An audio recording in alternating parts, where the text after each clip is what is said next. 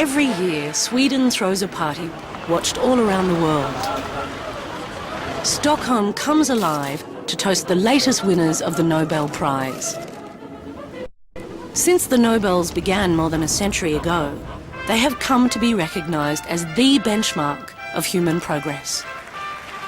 Only the best and the brightest in science, literature and politics are called. Sometimes the call goes halfway round the world. In Perth, Western Australia, two unassuming medical blokes who knew a great deal about stomachs were about to have their fish and chips. Then the phone rang. Oh, bloody phone. Hello? Doctors Robin Warren and Barry Marshall had fought and won a 20-year heroic battle to prove that bacteria, not stress, were the cause of stomach ulcers. Their discovery transformed medicine and saved the lives of millions. Robin, we made it, mate. Well, a call from Stockholm last night to two close mates in Perth has placed them on the elite roll of internationally celebrated scientists. Robin Warren and Barry Marshall have won the 2005 Nobel Prize for Medicine. I mean, this is big stuff. This is eradicatable major disease. So if they had done nothing else, that would have been enough. In the world scene, Barry Marshall and Robin Warren are heroes. Some people, at some particular time, are lucky enough to make a breakthrough. And it's those breakthroughs, that change in thinking, that change in understanding, that leads to a Nobel Prize. Their extraordinary journey to the world's greatest accolade is a tale of luck, ingenuity and sheer bloody-mindedness.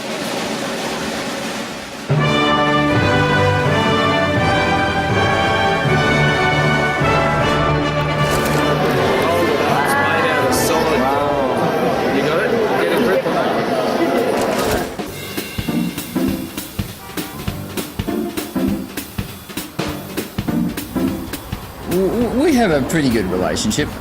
I'm not terribly happy at the moment because Barry woke me up again at about 11 o'clock. So that means I had 4 hours sleep last night instead of my usual 7. And here he is now and he thinks it's funny. Robin, he gets very focused on things. So after I met him, I also became fixated, so that we were a very eccentric couple, if you like. And that's probably a good word to use, like the odd couple. Robin would have been the obsessional one, like Jack Lemmon, and I would be Walter Matthau with a lot of flighty ideas. And so the two of us were opposite ends of the spectrum, but when it came to collaborating on a scientific paper, we ended up with the right balance. Well, I think he's much more the outgoing part of our pair. I mean, he's a frontline man and a bloke with new ideas, and some of them crazy ideas, but actually a lot of his ideas have been very good. Have you had an endoscopy before? Today, Barry Marshall is Clinical Professor of Microbiology at the University of Western Australia. Ongoing work with patients has always been the driving force at the heart of Barry's research. So when you have blood taken, is this your favourite spot? I was a bright but not hard-working student. To get me to sit down and study a history book for an hour at night was just like pulling teeth as far as I was concerned. I gravitated towards the science because if you could understand it, well then you didn't have to remember it after that. How would I define myself? I was very introverted, hard to get on with, a grumpy old man. I always wanted to be a doctor because my mother's family are all doctors, actually. These days, Robin Warren is retired after a lifetime peering down a microscope, working as a busy hospital pathologist. He lives alone with his old dog, Theo. His wife, Wynne, died 9 years ago. He misses her terribly. She was such a warm and extroverted woman. She was full of energy and full of enthusiasm. And she was so much fun to be with. She's left a huge gap in his life.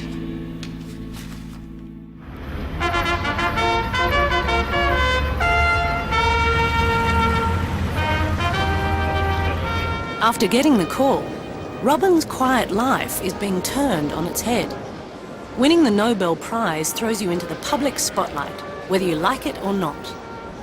In hometown Perth, Barry and Robin are the toast of the town. The granting of the key to the city is the highest accolade that we, as the people of Perth, can bestow on a person. It now gives me great pleasure to welcome to the microphone Dr. Robin Warren, ladies and gentlemen.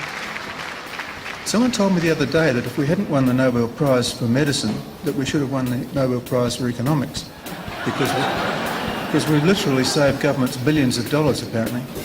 Any final documents? Sweden looms. It's time to go. For Barry and wife Adrienne, the trip is the ultimate reward for a career-long struggle. So they're bringing 4 generations of the Marshall clan to share the big night. Okay, I'm ready. Well, what that means is that I can't think of anything that I've forgotten to take. The other half of the odd couple seems a little apprehensive. Robin is travelling with his daughter-in-law, Mari. My job for this event, I look after my father-in-law. I don't know how I'm going to feel in a few hours' time, but I'm all right now. Had a bloody awful night, though. I couldn't get to sleep, and then I just got to sleep, and Mari rang up. Because, I mean, she bloody should know better than that. She knows I go to bed at an ungodly hour, and it was sort of timing my time to wake up just before the driver was due to get here today. He's quite unique. Yeah, he's monomaniac. He's not very flexible. Have a dog biscuit. He's interesting. He does a lot of things, the photo, taking photographs, and yeah, very good at that. If he's good mood, my job is easy, but if he's not good mood, it can be a bit difficult. So, Nobel Prize winner hurts back. Unable to receive prize. So, you've got my passport and you've got my tickets. Thank you. You're welcome. I'll see you over there. Yeah. How does the seatbelt work? No, it doesn't work. No.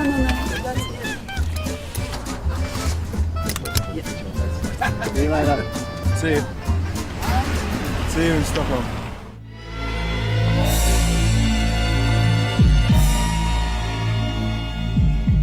Why should I have an ulcer? What could have brought it on?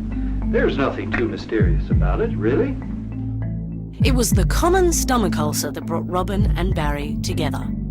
Hydrochloric acid is the key factor in ulcer chemistry, eating away at the stomach lining. If that goes on long enough, the acid eats a sore, an ulcer. If ever there was a complaint that seemed at home in the busy, stress-filled 20th century, it was the stomach ulcer. For decades, doctors were convinced stress and lifestyle caused high acid levels in the stomach, leading to ulcers and sometimes to stomach cancer. This is a disease, at the time, 500,000 Americans were getting peptic ulcer disease. 25% of them were having major complications. 10% were dying. You know, in 1930, gastric cancer was the most common cause in America. And today it's the 4th most common cancer in the world. I mean, this is big stuff. Now I want you to just suck on the tube. Suck on it. Just feel it going. Just touching the back of your throat. I just want you to take slow breaths in and out for me. When a patient is suspected of having an ulcer, the standard procedure is to endoscope them, sliding a fibre optic tube the size of a small garden hose right down into their stomach. The doctor might then take a tissue sample from the inflamed area and send it off to be examined by a pathologist. Back in 1979, pathologist Robin Warren received just such a sample. Upon examination, he made what turned out to be a Nobel Prize-winning observation. This particular case, I noticed there was a little blue line on the top of the cells, lining the gastric mucosa. I had a closer look at this blue line with the microscope. It obviously was made up of a lot of little tiny bacteria. So I showed this to some of my colleagues. His colleagues were dismissive. At the time, doctors were taught that nothing could survive in stomach acid. But like a good detective, Robin pursued the evidence. He could see these bacteria in the thin mucus layer that lines the stomach. What if they were the real cause of stomach ulcers? Doctors are very conservative, although they're prepared to take the new ideas when they're really only a variation on old ideas, but I was bringing in something which wasn't a variation on old ideas. It was actually totally against the old ideas.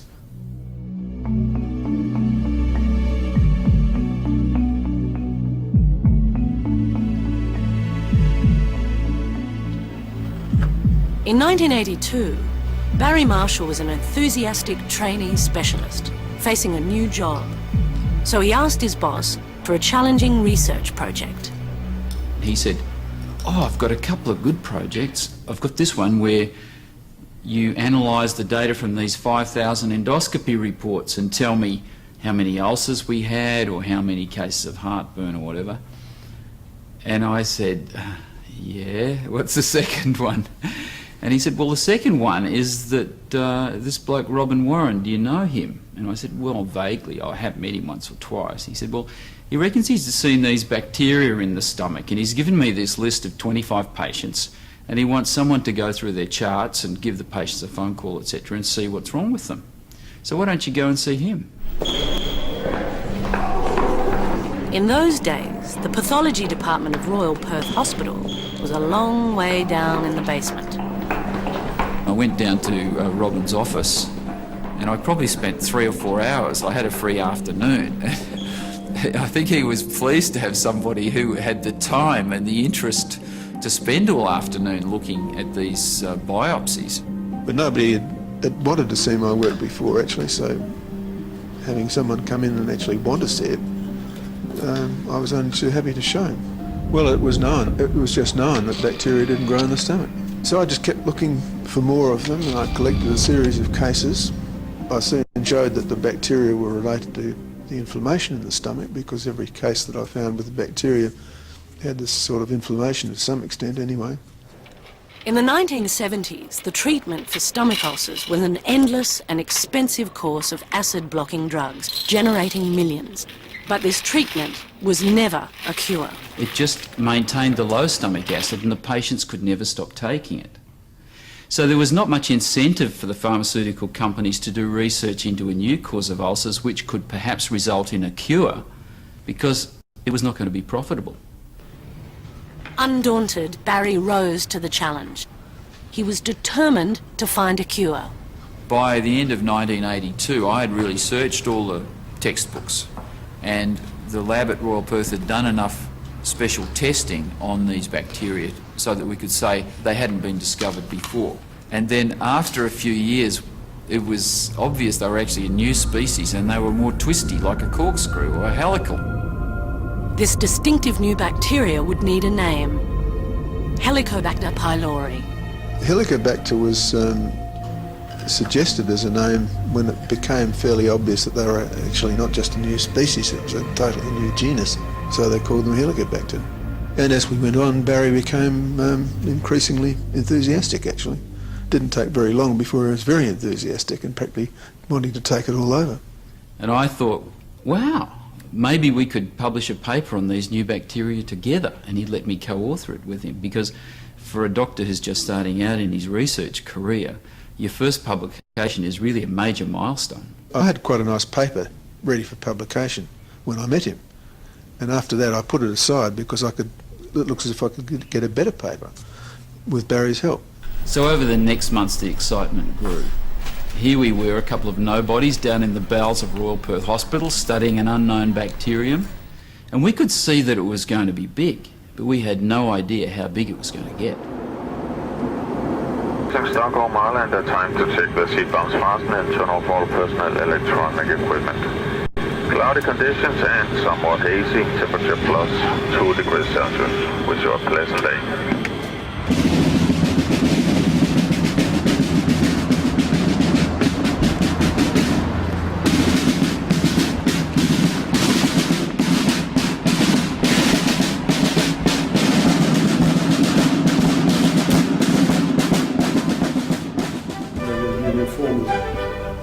It is day one of a most important week in the Swedish calendar, Nobel Week. At the Nobel Foundation, the international press is briefed on the formal protocols. During the ceremony, the Prime Minister will attend, the Foreign Minister. While at the Grand Hotel, Barry has his first taste of what it's like to be looked after Nobel style. This will let you into the prize award ceremony in case you want to go. Oh, yeah. I should come. Nobel Week is so demanding, laureates are allocated a personal attaché to guide them through the schedule of parties, lectures and media conferences. And then there are the Nobel groupies. Don't use it on any checks, all right? No, of course not. Thank you very much. Thank you.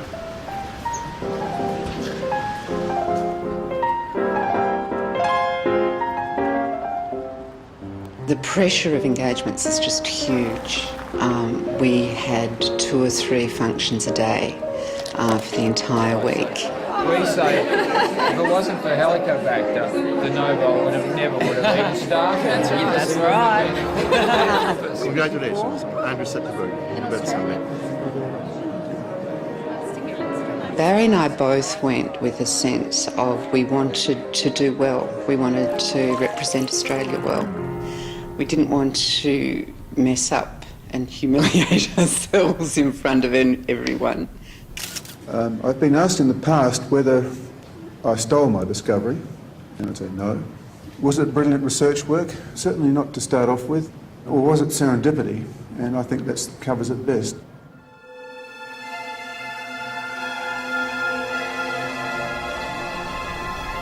Once Helicobacter pylori was described and named, it continued to taunt Robin and Barry. Back in 1982, the existing paradigm was that bacteria could not grow in the stomach. There was too much acid there. But Robin and I could see these bacteria under the microscope living in the stomach of probably millions and millions of people around the world. So we had to shift that entrenched belief by collecting some data and producing some good science. So Robin and I, with colleagues at Royal Perth Hospital, had been trying to grow these bacteria for about 6 months with no luck. This was a fundamental problem. Observing Helicobacter pylori was just not enough. In order to work out how to kill it, they had to isolate a pure strain and culture it in a Petri dish. It was no easy task. Time and again, the bug refused to grow. But then Louis Pasteur used to say, chance favours the prepared mind.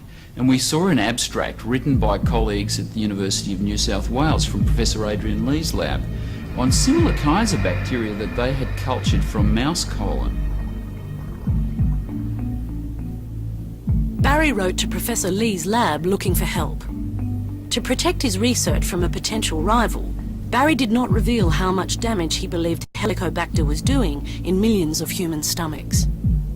The 1982 letter included Barry's hand-drawn illustrations.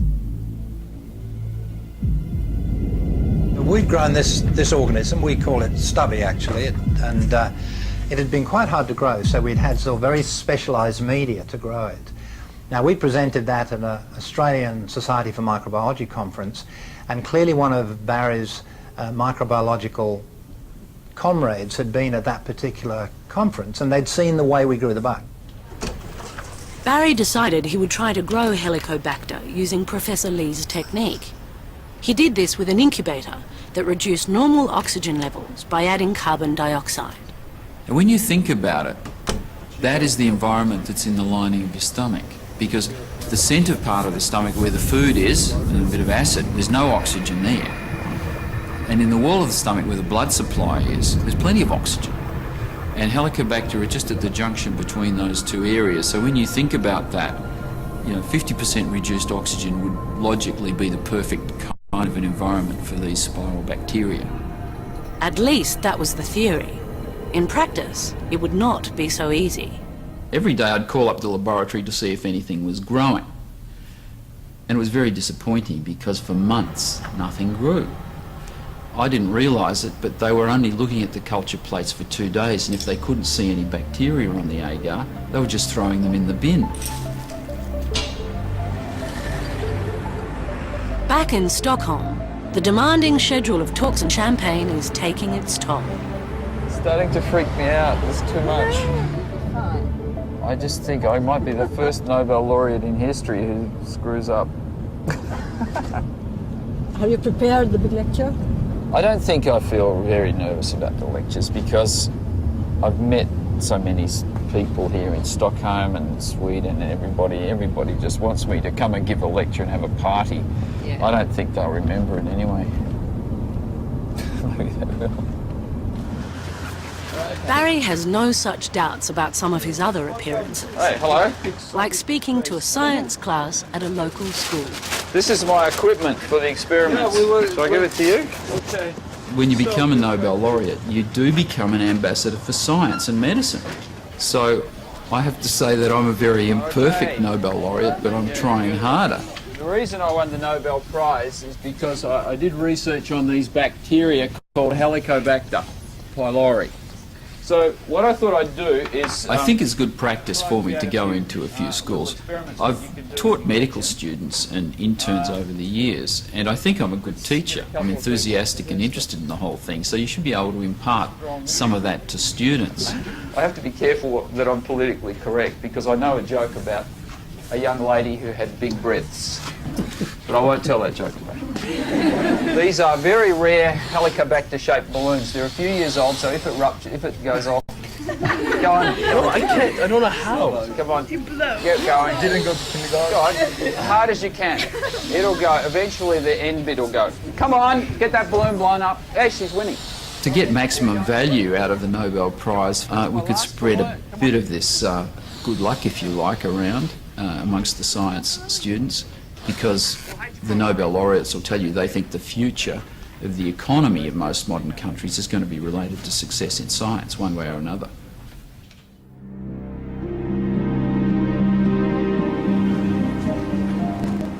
Easter, 1982. Robin and Barry were still trying to grow Helicobacter, but then an epidemic overwhelmed the pathology lab. And so they were testing cultures from everybody's nose and their hands, and so there were hundreds and hundreds of cultures being processed in the laboratory over Easter. And the poor technician in on Saturday, he says, oh, Marshall and Warren's stuff, they can wait till Tuesday. So he just left it there, and it didn't get tested and thrown out on the Saturday, as it normally would have been. On the following Tuesday, the lab technician at last had time to look at Robin and Barry's culture plates. We found something on the plate. Some little translucent colonies, and everyone was very, very excited. I dropped everything and ran down to the micro lab. It was rather exciting when they actually did grow. This was just the lucky break Robin and Barry needed. Nowadays we know that Helicobacter takes 3 days and often 5 days to grow. So that's why they couldn't see anything after 2 days. We were doing everything right, except for that one fine detail. Things really accelerated after that because we could see which antibiotics to use on the bacteria, and we could successfully treat patients with ulcers. The job of being the public face of the duo fell to Barry. We won't have any need for doctors who specialise in complicated... In the 1980s, when Barry started presenting papers at medical conferences in Australia and around the world, he didn't always go down so well. The young Barry was very confident, very brash. He'd presented a paper which, as people sat and listened to it, it was really heresy that we were being told. Well, the theory was so way out that he was visibly and openly attacked by the leaders of gastroenterology in this country. Rather like a young, pretentious whippersnapper. He had a lot to say. He had it off pat. But we were microbiologists, and we worked on these things called Campylobacter, which was viral organisms. And we didn't have any preconceptions. We knew nothing about the stomachs. We thought they were sterile. We thought there were no bugs there. So when Barry made this presentation, a lot of us were really interested. And of course, Barry's Barry. I mean, when he gave the presentation, firstly, he gave it in a fairly forthright way and said, look, we found this organism, we think it causes gastritis and possibly ulcer disease, and we said, oh yes, knowing nothing about stomach disease. But as he concluded, he said, oh, and by the way, Australia's going to win the America's Cup, because I think they'd had about the first 3 races, and indeed, as we flew back from the conference as the plane landed, we had actually won the America's Cup. And so, again, Barry was right. Well, there is a request from one of the Swedish TV channels to interview you about your music taste. I'm not a musician, I just listen to it. So I don't think I'll be able to say very much. Wish my wife was here, actually. Well, she shared a lot of the work originally. And, you know, remember, she's a doctor and a psychiatrist. If the gastroenterologist thought I was mad, she'd have every reason to sort of, because all of a sudden she's losing her husband to bugs. She and I both helped each of them with editing a lot of their work and helping writing with their work. And so we were a team. And over the years there was many occasions where we went off together when they received awards.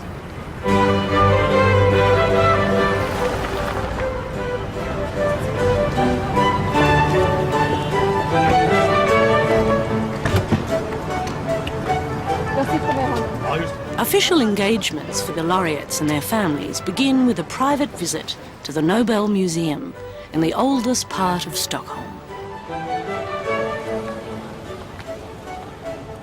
19th century industrial chemist Alfred Nobel is most famous for inventing dynamite. He became Sweden's greatest scientist, inventor and businessman. After making his fortune from explosives, Nobel was anxious to leave a positive legacy. So in his will, he funded the Nobel Prizes, each with around $1 million prize money, to honour and encourage those who have made the greatest contributions to humanity. But it's not clear whether he expected anything like the Marshall Clan en masse. The whole family came. It was absolutely wonderful. Barry's parents were there, and we have 4 children. 2 of them are married, their partners came. 3 grandchildren.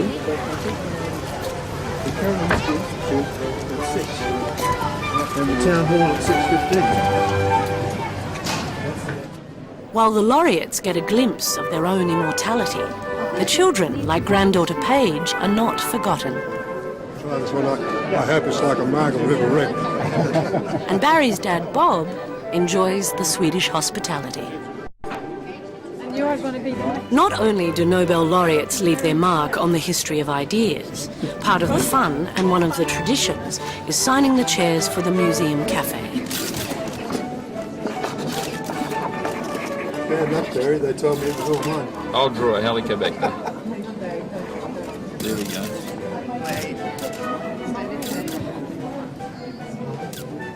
Okay.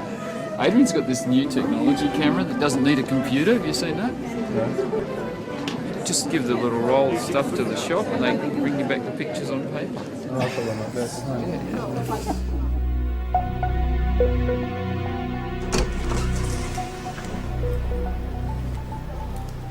1984. After 2 years of clinical trials, Barry has almost perfected a way to kill Helicobacter.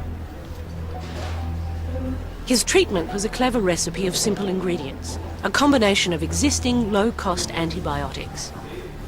But to silence the critics and prove his radical thesis, Barry needed a human guinea pig. Hello, Barry. So he took drastic action. Well, Barry came to me one day and asked me to prepare a very heavy suspension of the Helicobacter pylori in alkaline peptone water. He'd been working on this for some time, and I was sure that he was right, that it was a very nasty bug, directly related certainly to ulcers and gastritis. I didn't really know what he wanted it for. He just wanted a heavy suspension, so I got a couple of plates, scraped off this mucoid organism and made a very cloudy, heavy suspension of the organism. Gave it to Barry, and he just stood there in front of me and drank it straight down, just sculled it in one go. And he became sick very quickly. He was up at night, he had dreadful breath, he was physically ill a few times. Well, I have to say, when I did this experiment, it was a scientific process and it seemed to be the only way I could solve a problem. So I didn't expect to get notoriety or publicity from doing this experiment. As soon as we published our work in The Lancet, it was published in the West Australian, but there's certainly an excellent article in the Melbourne Age and in the New York Times, actually. So it suddenly became common knowledge, but it wasn't looked on too well by the medical profession. So patients, you know, when they've got a grinding ulcer there, they all want to have their ulcers treated with this crazy new treatment, but no one wanted to do it. I suggest we start this press conference now. Do you have any questions? Yes. Years later, there's still only one story that everyone wants to hear. Dr. Bosch, you have to tell us the story again of the bacteria you swallowed. Oh, well, in brief, it was to fulfill Koch's postulates, in which a bacterium is taken from a diseased animal, put into another animal, the disease is reproduced, and then the bacterium can be isolated in pure form again from that disease process. So when I drank it, I can't really remember exactly what it tasted like, because I didn't want to taste it. It was slightly putrid, as you can imagine. It is just a disgusting organism. But I was quite unwell after about 5 days with several vomiting episodes, and biopsies from an endoscopy showed that I had quite severe damage to my stomach. And then after 2 weeks, for various reasons, mainly because my wife said she wasn't going to let me live in the house anymore if I was infected with these bacteria, I decided to terminate the experiment, and I took antibiotics on that day. When I was writing up the paper, I realised that the experiment explained practically everything we knew about ulcers. So these bacteria infected you. And when do you catch infections? When you're small children. And then, unlike other things that you might catch in childhood, the Helicobacter sits there in your stomach, smouldering away for the rest of your life, and sets you up for this tendency to develop ulcers, which, depending on other factors, you develop 20 or 30 years after you first catch the infection. Hello, BBC calling, BBC calling. This is CNN, right? No, I can't hear him. Hang on, just a minute. Did you say CNN? Are you CNN? No, BBC, Simon Mayo Show, Radio 5 Live. Is that what you're expecting? Let me check. Yes, okay, our mistake. Right, don't go away. Barry and Robin, good afternoon to you and congratulations. Good day. Hi there. How are you doing? We're coping. Okay. A question from a listener for you gentlemen, from Michael in Yorkshire. He says, could you ask your guest what the implications are of your discovery on other forms of ulcers, like, he says, ulcerative colitis? Well, it's not Helicobacter, so don't get your hopes up too high, but any disease, mysterious disease of unknown cause, could possibly be an infection, and at least we're considering that option nowadays, and with all the new technology, polymerase chain reaction, DNA studies, etc., if there are bacteria or some parasitic life forms there, it's possible to detect them these days. So I expect that this will be one of the diseases which we will find the cause and the cure for in the next 10 or 20 years. Why did it take the medical establishment so long to be convinced by your theory? Well, there are a number of reasons, but I think partly because what we were suggesting was totally different from anything that had been said about this before. So it wasn't just an improvement of something that had happened before, it was a complete change.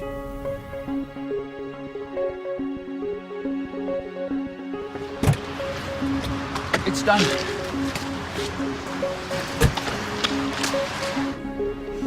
And this is a lesson we learned from Helicobacter pylori, that the diagnosis of an illness caused by stress is an admission of defeat by the doctor. When you speak as a Nobel laureate, people listen.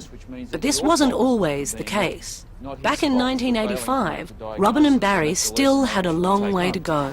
Well, I called my talk Helicobacter Connections because Dr. Warren and I... It would take a decade, and for Barry, a move across the world, to have Helicobacter accepted as the cause of stomach ulcers and stomach cancer. In 1985, my research in Perth was going great, but Perth was a rather small community, if you like. There were just not enough experts around who could critically evaluate my work. They'd say, well, Barry's doing weird stuff, but we can't tell whether it's really good or really bad. We just don't know. So I then had a very exciting offer to have a fully funded research fellowship at the University of Virginia for 2 or 3 years. In the United States, he came up with a lot of criticism. It was quite difficult at times where he was working at the university.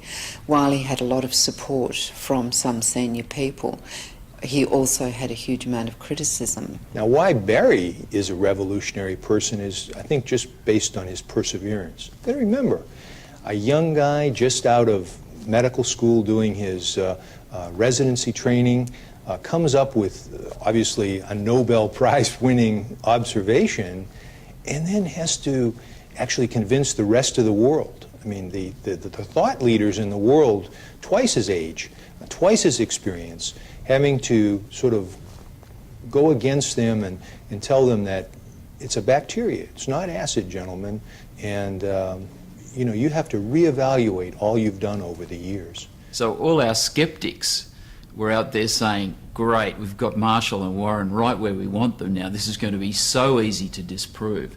And away they went to repeat our experiment, and a year or two later they all had exactly the same results as we had. So we had been vindicated, and they'd all converted to our side.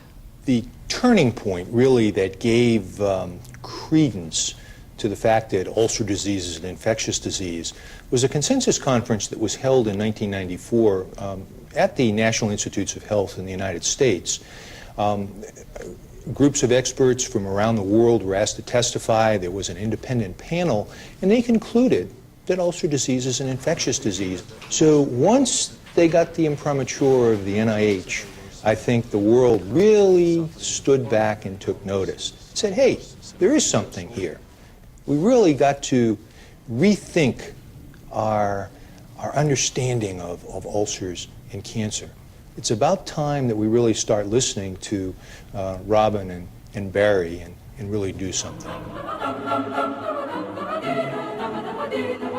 Well, actually about 20 years ago, just after we published our first paper, Barry was in my office sort of muttering to me something about how, you know, he thought, you know, we were really onto something here, Robin. I reckon that we could probably end up getting a Nobel Prize for this. Don't be so bloody stupid. What are they going to give us a Nobel Prize for finding bacteria in the stomach for?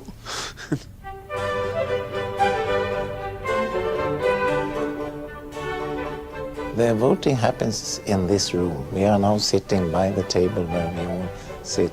Not only the voting, we do all the meetings here, so all the discussions, all the presentations and everything is done here.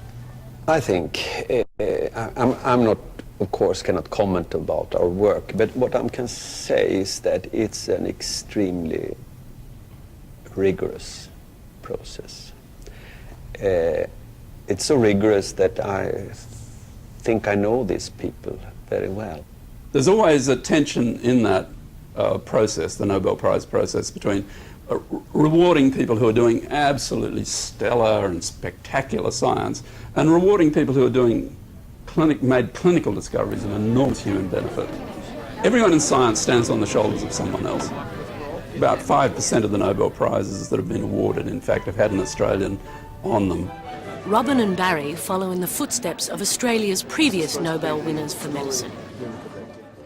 Australia's first medical laureate, Howard Florey, changed the face of medicine in the 1940s when he developed penicillin and gave the world antibiotics. Frank McFarlane Burnett revolutionised our understanding of the immune system. His work triggered remarkable developments in vaccines, organ transplants, and in treating autoimmune diseases. Neuroscientist John Eccles unlocked some of the major mysteries of the mind, reshaping our understanding of the chemical and electrical processes in the brain. And Peter Doherty. He discovered how the immune system recognises and targets cancerous and virus-infected cells, paving the way for revolutionary methods in fighting diseases, such as HIV and flu. I think we should never underestimate in science the importance of understanding. Though it's fashionable to say that all science should lead to very, very practical ends, what really has driven human culture over the millennia is our capacity to understand better. And you can never tell where those ramifications go. I've been told by several different people that I'm no longer my own property. I don't particularly like being property of any sort, let alone public property. I don't want to. I don't like it. I don't see why I should have to. it's a very strenuous week actually, and you know, Barry's younger, but Robin's a bit older. It's a tough week. It's lots of parties and staying up all night as you're getting on in years. You need to be prepared for it. I can't stay.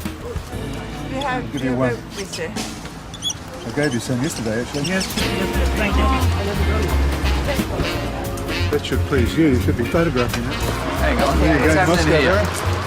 This is my car.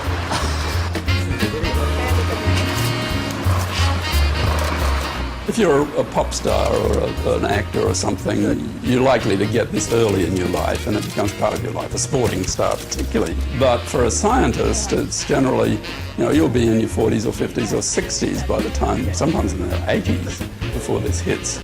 So suddenly it's a very big change, and that can be a little hard to deal with.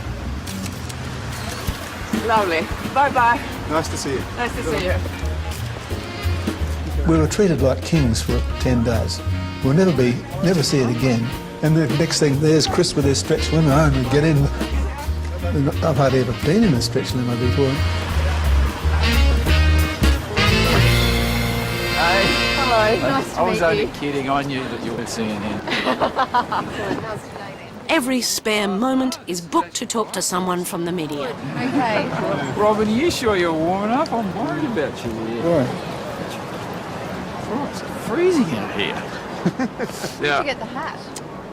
We bought this hat. It was one of the very last ones in NK's store, which is just near here. And it's really jealousy, but I've had some rude remarks about this hat. But I know they're just jealous. It's come straight from Moscow, actually. I've asked permission to wear it to the ceremony, but I haven't gotten the official word yet. You're a laureate. You need permission. Well, I sort of suggested I could wear this, but I don't think that I don't know why.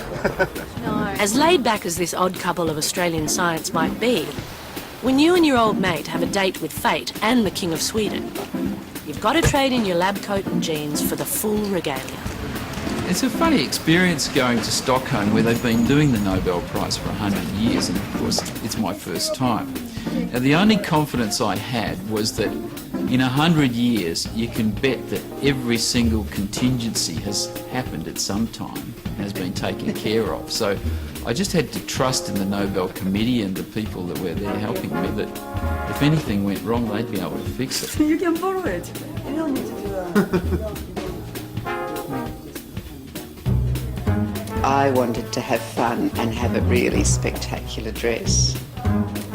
When Barry asked me what it was going to be like, and I said, it's a little theatrical, and he looked a bit worried at that point.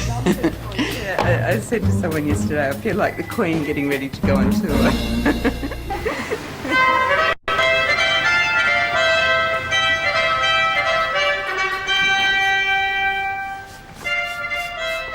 Nothing is left to chance on Nobel night. Inside the Stockholm Concert Hall, the meticulous preparations come together with Swedish precision. With the awards ceremony just a few hours away, even Nobel laureates have to practice their moves and learn how to shake hands with the king behind closed doors. While outside, their faithful stretch Volvo drivers enjoy a little ceremony of their own. We've just had a rehearsal, and it's very interesting. You have to, when the king stands up, you have to stand up. When the king sits down, you have to sit down. That's the key to the whole thing. And then there was a serious discussion of knot theory, and that was related to whether the medal passing hand should go over the shaking hand or under the shaking hand. And ultimately we've decided, I think, that the medal passing hand is going to be above the shaking hand, and we'll try to obtain some consistency with that. Of course, the first laureates are quite concerned about this issue because they will have to set the scene for everybody else. But Dr. Warren and I, because we're down at the end of the line, we'll be able to judge which handshaking procedure is most successful, and we'll try to obtain some consistency by the time our turn comes. So I think that probably the Australian laureates will probably do it better, more efficiently than most of the others. only because we've had more experience and observed the others make their mistakes by that point.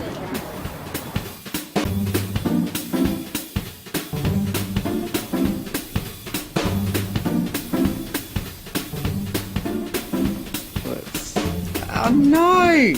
Stud broke. I mean, I'm on my own, so I haven't got a wife to help me, so I don't know how tense to put the braces. I wouldn't like to go to too many Nobel Prize ceremonies, and I might tell you that. Well, the tie comes, although they show you in the drawing it's just one tie, but actually it comes in two pieces.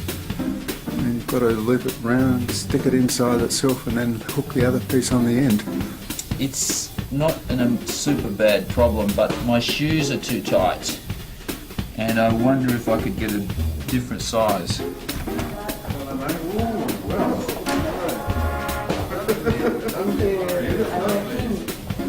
Okay, there's a lot of people out there waiting for us. Police car that you heard out there was probably my shoes arriving. Horrible. I'm scared to leave the room. Right, we know that we left something behind. Our strategy is that Harold will come back and get it. Let's email these photos out. No, don't you dare. You said we've got 5 minutes. No. But Barry, no. She's flat now. I don't care. No, we're not charge it up. We are not. It's charging. Barry, I want to look at it before Aren't you going to the bathroom or something, please? Go on. I don't care. Let's get this big out of there. Hello? Yes? We're walking out now. I've decided that I'm not going to go. Okay. Well, what about if we go to this banquet thing? Okay. Let's get down there. Okay. Well, we're going to the ball now.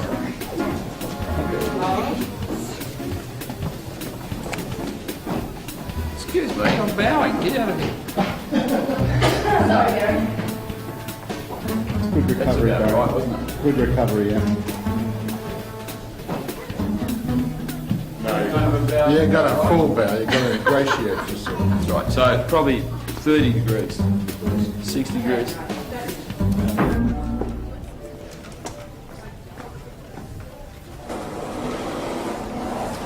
No one else is going to be able to do it. It's just the most magic night. I mean, look at us all. I mean, just the warmth, the friendliness, the triumph. Toast to Mario. You're fine, and you've got me. And we've got and you. Right, we're off. We're fine. Yeah. Round and round. Number 16 is Harold. Come here.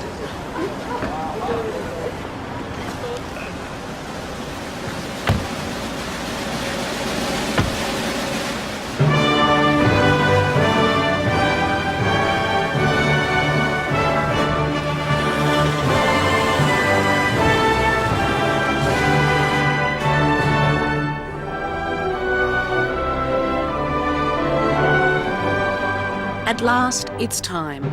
After a week of functions, lectures and visits, Robin and Barry take their place on stage with the King of Sweden to receive what it's all been about, the Nobel Prize.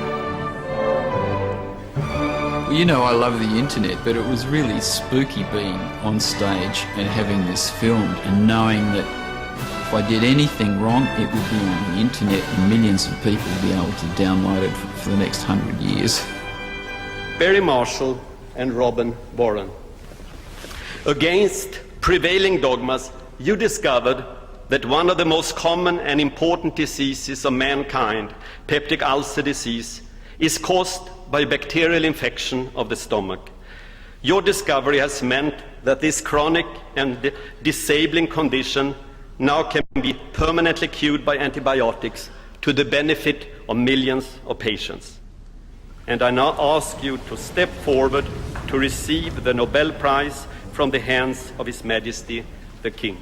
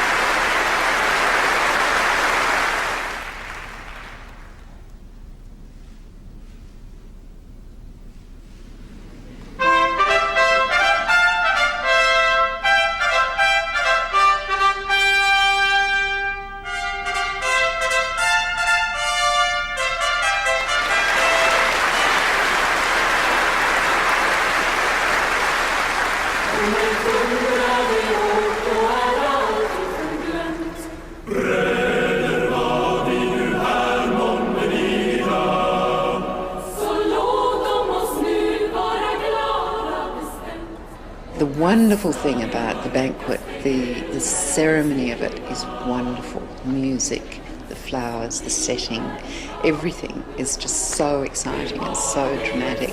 This dinner here tonight was like being in the middle of an opera and a dinner all at once with people, interesting people. It was fantastic. So even though it's very formal, it's not stressful at all. You're able to just really enjoy every minute of it. And that was what everyone constantly said to us the whole week through all of the engagements was, this is for you and we want you and Barry to enjoy it. This should be the best week of your lives. And it was.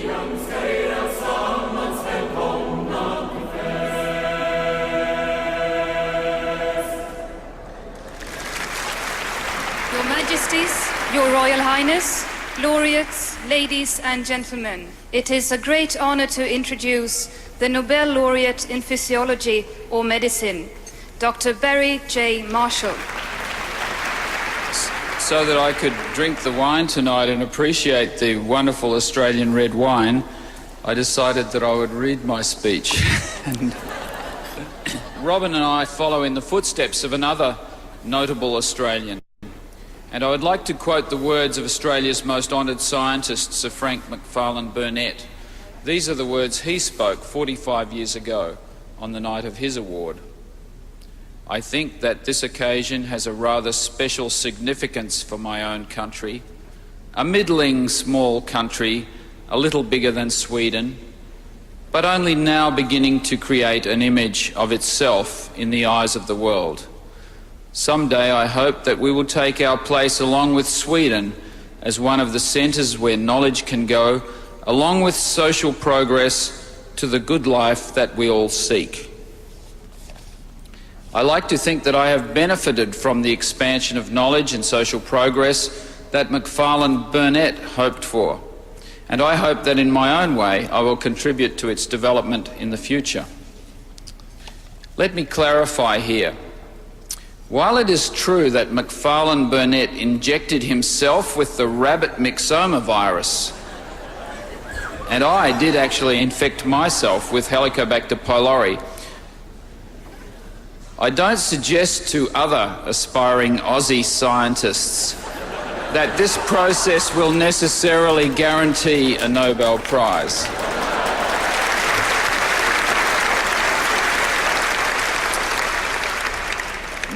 But to young people listening tonight, I would say, find passion in your work, whatever it is. If, like me, you are working in an area of science, I can promise you that it will be the most exciting and rewarding of careers. So, in summary, work hard, try to keep balance in your life, and just in case, always be nice to Swedish people. Thank you.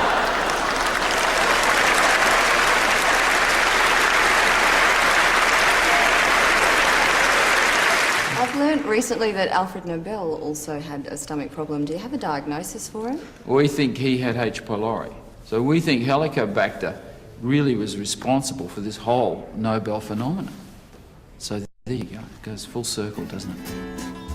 Yep, they want me on. Hello? Look, Yep. Yep.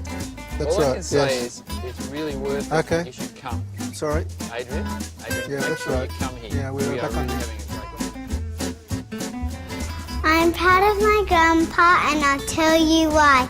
He is a doctor and he lives in Perth and is fun to play with. And when my mum was little, him and his friend Robin found a stomach bug which no one has seen before. And it made people sick. So all the other doctors didn't believe him. So he swallowed the bug and he got sick. And all the other doctors started to believe him. And he travelled all around the world telling all the doctors about the bug. And last year, him and his friend Robin won the Nobel Prize because he found the stomach bug. And I went to Sweden to get it. That's why I'm proud of my grandpa. And I got one too, except it was chocolate, and I ate it.